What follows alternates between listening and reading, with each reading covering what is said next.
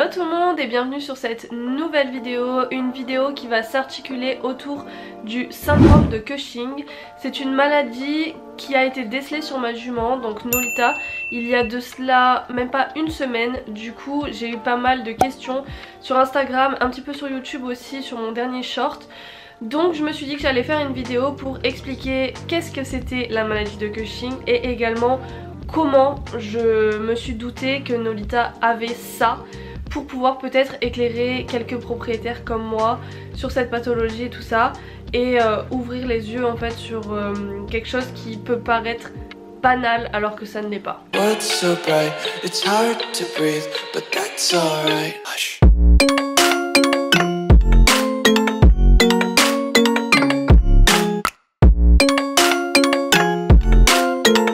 On va commencer par qu'est-ce que c'est que cette maladie. C'est une maladie qu'on va dire endocrinienne parce qu'en fait elle touche le cerveau et plus particulièrement une zone du cerveau à cause du vieillissement de l'animal. Elle va plutôt toucher les animaux âgés que les animaux vraiment très jeunes. La glande du cerveau qui est touchée, c'est l'hypothalamus, c'est lié du coup à la vieillesse de cette glande et ça va créer un dérèglement hormonal. C'est une maladie qui touche pas de race en particulière ni de sexe, ça veut dire qu'elle touche aussi bien les juments que les ongres, que les étalons. Et enfin c'est une maladie qui évolue progressivement, donc ça veut dire qu'on peut attendre plusieurs mois avant de voir quelques symptômes apparaître et on peut même considérer ça comme juste du vieillissement. C'est pour ça que je vais vous en parler aujourd'hui parce que je trouve ça quand même hyper important de s'en rendre compte pour pouvoir le soigner et le prévenir au plus tôt. Je vais vous expliquer très brièvement comment ça fonctionne puisque c'est quand même assez important de comprendre pour savoir en fait derrière tout ce que ça va entraîner. Donc en gros c'est l'axe hypothalamo-hypophysaire.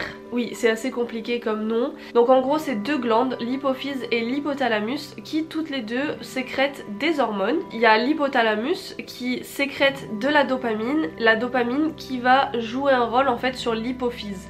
Et en fonction de la sécrétion de dopamine, l'hypophyse va plus ou moins bien fonctionner. Et l'hypophyse, lui, va créer de l'ACTH qui va réguler les lipides, les glucides, l'immunité du cheval, qui va également réguler un petit peu les rythmes, le rythme du sommeil, le rythme alimentaire. Ici, dans le syndrome de Cushing, on a l'hypothalamus qui ne sécrète plus assez de dopamine parce qu'en fait elle a vieilli. Donc forcément l'action elle va moins être efficace sur l'hypophyse et l'hypophyse va être perturbée et ça va perturber l'organisme du cheval. Ça veut dire qu'il va y avoir un surplus de cette hormone dans l'organisme du cheval qui va entraîner plein de conséquences différentes. Voilà en gros comment ça fonctionne. Pour avoir encore plus de détails je vous laisse aller voir sur internet ou d'autres vidéos vraiment plus détaillées que ça. C'est vrai que moi j'ai pas envie de vous faire un cours de médecin, déjà que je suis sûre j'en ai largué quelques-uns pendant ces premières explications. Même moi quand je me suis renseignée sur tout ça, j'étais larguée moi-même en fait. J'ai dû trouver vraiment plusieurs sites qui expliquaient de façon claire et simple. Quand on n'est pas de ce milieu là, c'est compliqué de comprendre. Donc là en gros il faut que vous visualisez l'hypophyse.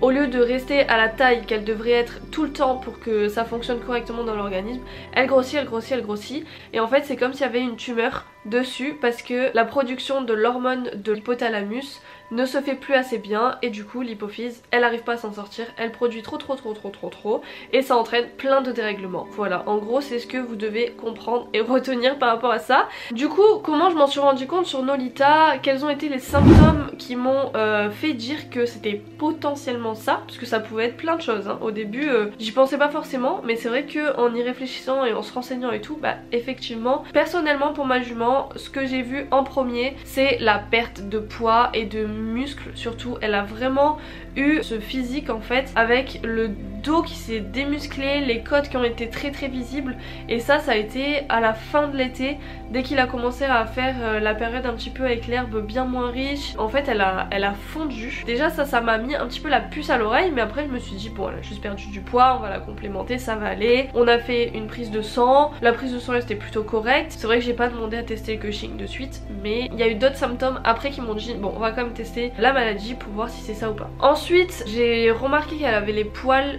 très long là en début d'hiver, dès qu'il a commencé à faire des températures assez fraîches.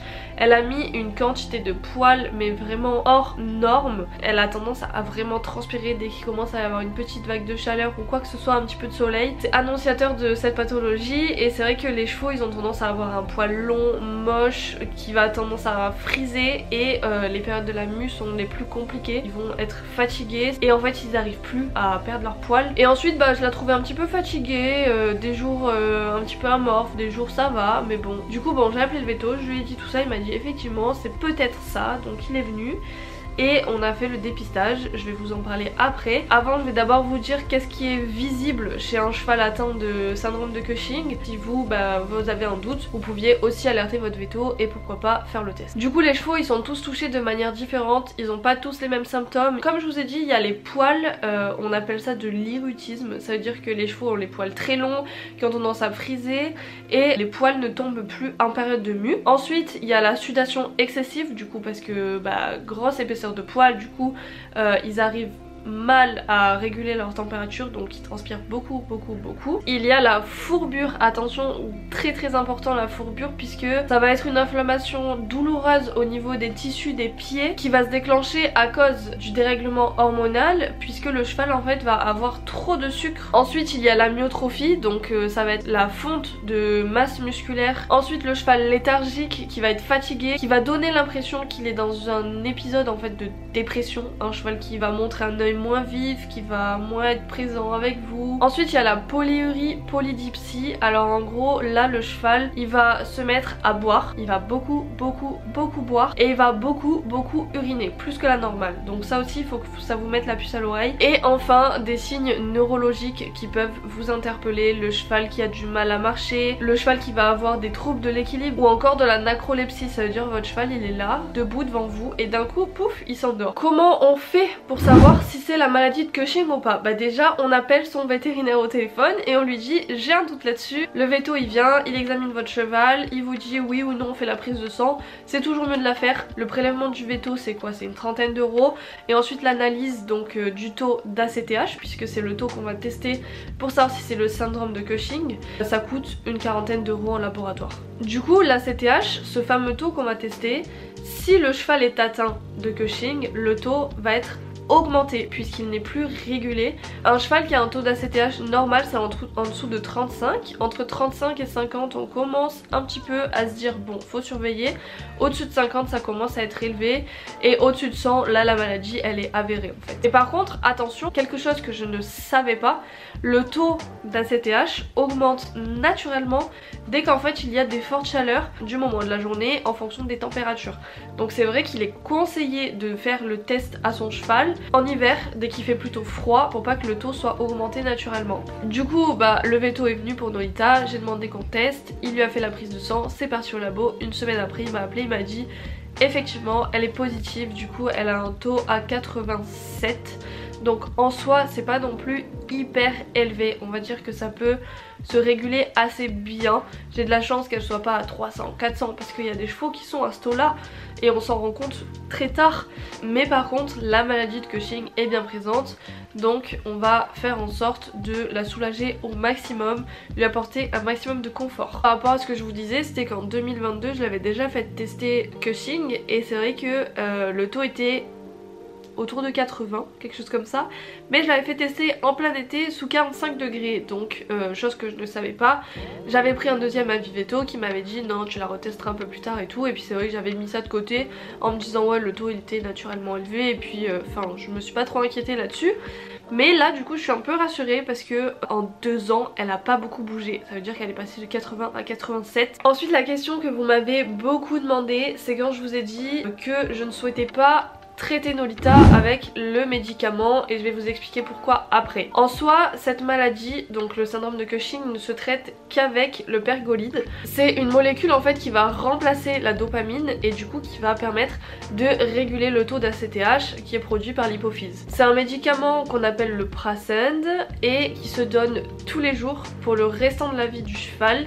C'est super contraignant, c'est très coûteux, parfois pas efficace, même si toutes les études vétérinaires qu'on voit sur internet montrent que c'est efficace. Je me suis renseignée sur certains forums, il y a des chevaux qui au tour du dos de ma jument se porte très bien sans ça, mais bien évidemment après si le cheval monte à des taux affolants, il va falloir démarrer ce traitement pour le maintenir un maximum dans son confort. Il faut savoir que c'est une maladie qui se soigne pas, on peut pas empêcher en fait la glande de vieillir, on peut pas la rajeunir, donc en gros le médicament c'est à vie tous les jours, mais on peut soulager le cheval en faisant en sorte que l'environnement soit plus adapté. Donc déjà limiter l'accès à l'herbe super riche au printemps, parce que en fait là il y a un très gros risque de fourbure. Il faut également arrêter les céréales de l'alimentation, surveiller le poids du cheval parce que ça peut être aussi énonciateur.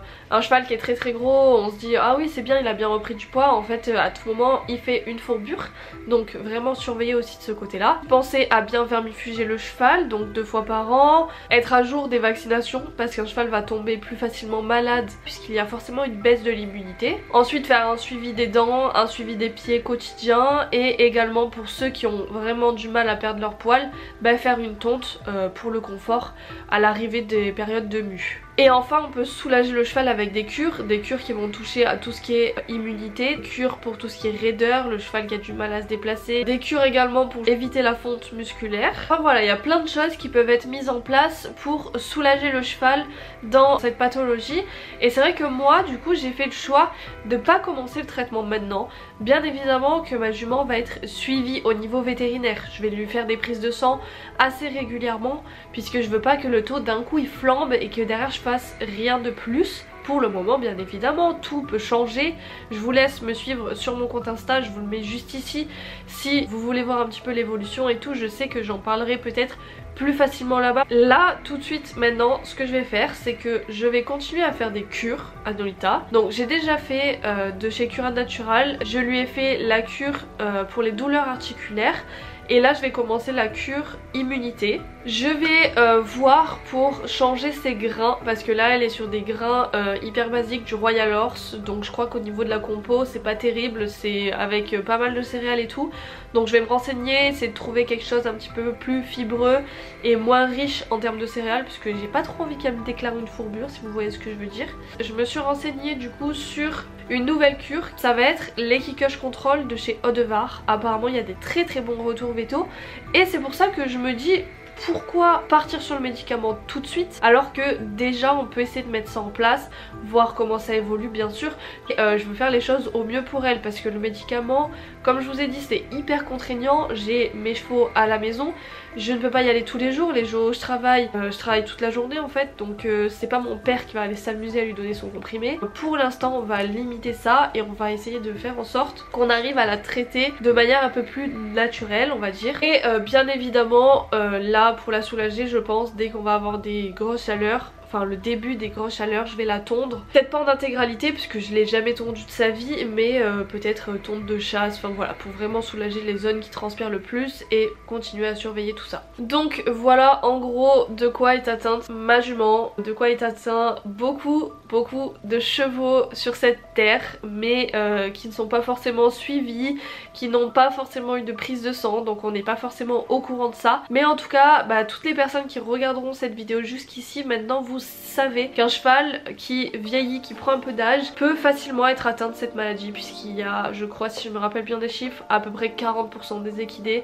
qui en sont atteints. Maintenant qu'on sait qu'il y a différentes manières de le traiter, de le soulager, de l'accompagner, cette maladie en fait, pourquoi pas le mettre en place le plus rapidement possible pour aider le cheval dans sa vieillesse, le soutenir un maximum et lui apporter du confort surtout, ce que je souhaite avec Nolita. Bien évidemment dès que elle aura repris un petit peu, dès que tout ça sera mis en place, que je verrai l'évolution, et peut-être qu'on reprendra un petit peu le travail, les balades pour le moral et tout. Et puis bien évidemment je vous tiens au courant. J'espère que la vidéo vous aura plu, que ça vous aura un petit peu éclairé, que vous aurez quand même compris des choses parce que voilà, je suis désolée, c'est vraiment du médical quoi, mais ça me fait du bien d'en parler. J'avais besoin d'exprimer tout ça, tout ce que je ressens, et puis aussi répondre à vos questions puisqu'il y en avait pas mal. En tout cas si la vidéo vous a plu, je vous invite à mettre un petit pouce, vous abonner, c'est comme ça que ça fait grimper un petit peu la chaîne et que ça nous encourage à continuer toutes ces vidéos, vous embarquer dans le quotidien avec nous. Et je vous fais à tous de très gros bisous et je vous dis à très vite pour une nouvelle vidéo.